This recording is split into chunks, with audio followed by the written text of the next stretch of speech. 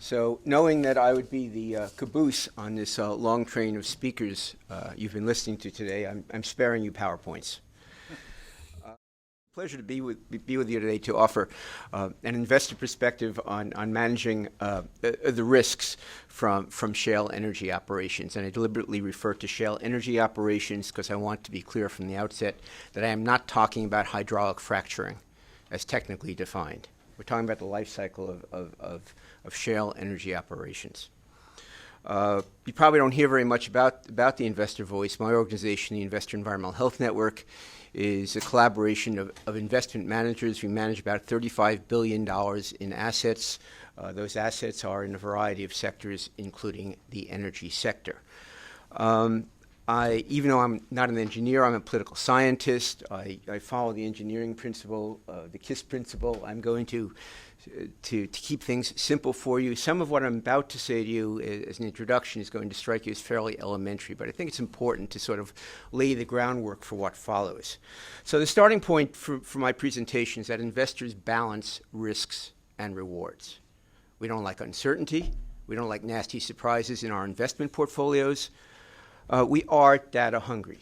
There are the traditional financial data, dollars and cents information about companies, but there's also information about the quality of corporate management. How well are companies set up to establish policies, practices, systems, both to reduce risks and not only just reduce environmental risks, but in a lot of cases where reducing environmental risks produce bottom line benefits for the business, how well set up are they to pursue those those company benefits from sound management practices. The investors I work with have traditionally favored natural gas over coal and nuclear energy, but their confidence in the last few years has been shaken by a variety of incidents that have been described to you earlier in the day. These incidents have led to bans and moratoria, as have already been described to you. Beyond New York, there's the province of Quebec, Canada, there's France, there's Bulgaria. It's a phenomenon that's occurring around the world, either bans or moratoria. In the parlance of investors, we talk about the loss of the social license to operate, which gets back to the introductory comments of our moderator. So investors began to ask questions of companies. We know that the industry is very dynamic. I mean, there's just a huge amount of technological development, a huge amount of innovation goes on. The question is, to what extent are corporate managements investing in innovation? To what extent are they mobilizing technologies to reduce environmental risks and to realize both the environmental benefits and the business benefits from innovative technologies? Over the last almost 4 years, we've talked about 30 different companies. Essentially what we say is we ask questions. Well, what are you doing about air emissions? What are you doing about water emissions? What are you doing about wastewater management? What are you doing about some of the community impacts that were alluded to a few moments ago? And then basically what we do, we say to the companies, listen, it's all well and good that you're telling us on the phone or in a letter about what you're doing. What you really need to do is put the information out there. Because if indeed your social license to operate is being challenged, then the general public, aside from us investors, really ought to know what exactly you're doing to address the concerns that are in the headlines almost every day, or so it seems. Past a certain point, the company said to us, well, look, what exactly do you want us to say? And we found in a lot of the conversations, we'd say, well, look, water management, well, look at what EOG has written. Chemical toxicity reduction, we'll go to Encana. Air emissions, go to Southwestern Energy. Past a certain point, what we realized is we needed to get beyond the anecdotal and have a systematic way of saying to companies, look, these are the risks that are concerns to investors, to the larger polity, and these are the ways you ought to address them. Hence, this is the alternative to PowerPoint, old hard copy, extracting the facts, an investor guide to disclosing risk from hydraulic fracturing operations. Hydraulic fracturing is in the title. That's because a communications person said to me, literally, if you say shale gas operations, it won't show up anywhere in the Google searches. Therefore, even though you're talking about something more than hydraulic fracturing, you got to put hydraulic fracturing in the title. So that's what we did. So that's December 2011. Essentially, we lay out 12 core management goals. We talk about board of directors oversight of risks. We talk about contractor management. As you all know, most of the employees out there on the pads are contractors. They're not the operator staffs. We talk about chemical toxicity reduction. Frac Focus provides disclosure of chemicals, but doesn't provide any information whatsoever about systematic reduction of chemical risk on a company-by-company basis. Which companies are systematically working on greener chemicals, reducing the chemicals they're using, that kind of thing. We talk about water sourcing. We talk about wastewater management. We talk about community impacts.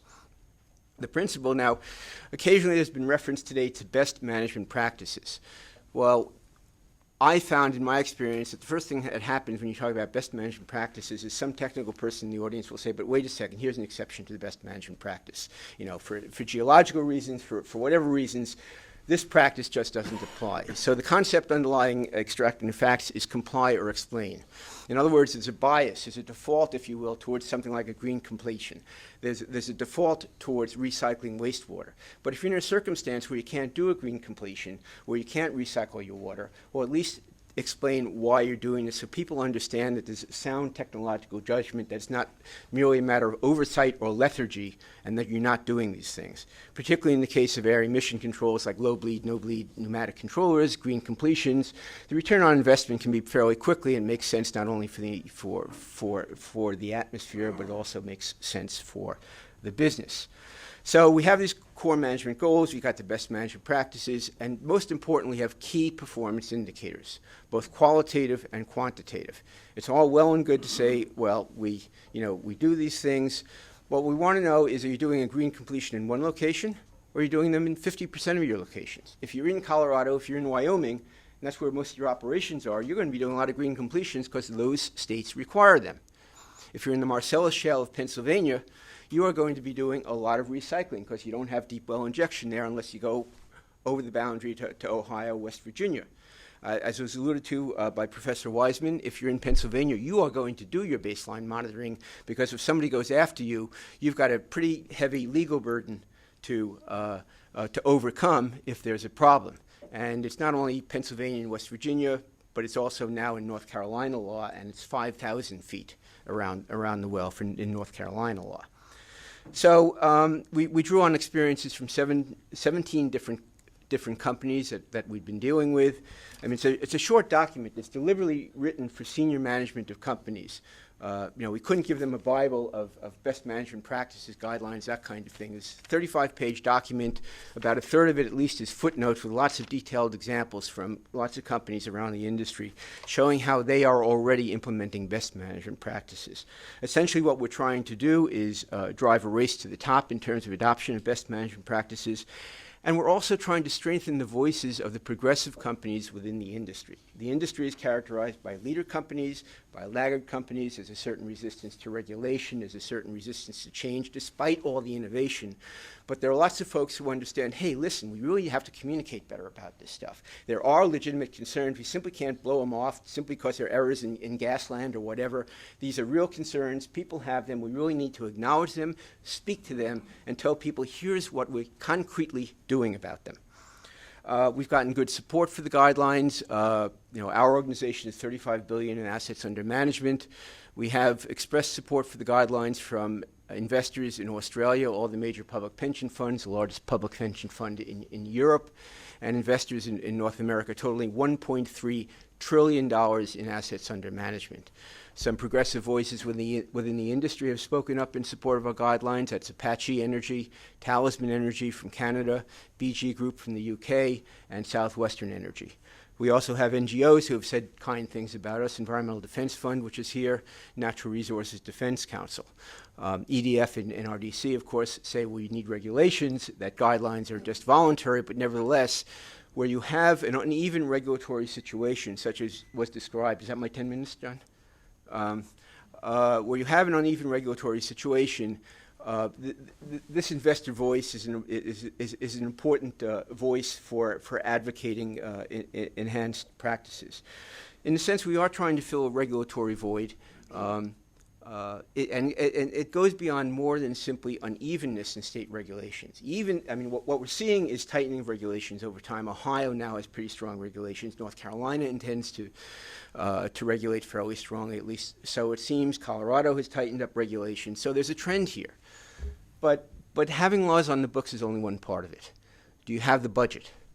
Are you able to get skilled personnel, especially when you're competing for skilled professionals who can get paid 3 times as much if they go into the oil and gas industry? It's a problem.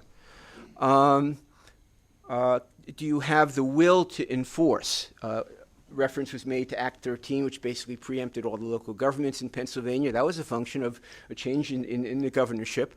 And the new governor is nowhere near where the old governor was in terms of being serious about enforcing Pennsylvania's environmental laws. I want to stop here, and end on a note of tribute to our moderator, because he chaired this advisory panel to the Department of Energy Secretary. They reported shortly before we published Extracting the Facts.